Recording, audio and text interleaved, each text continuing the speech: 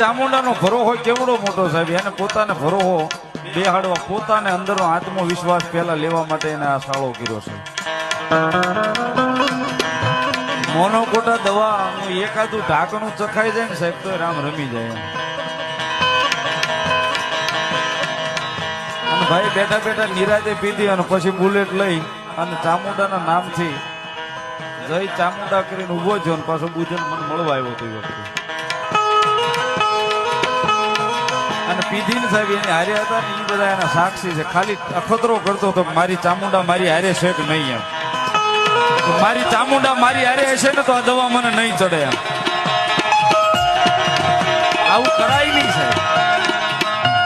પણ સાહેબ ભરોસો છે ને બહુ મોટો છે. મારી ચામુંડા કે શૈલા કદાચ ગમે એટલી પી પણ જો મરવા દઉં તેથી તો જગતના તોકની મારી હળવદરાના દુઃખ જાડો એ ચામુંડા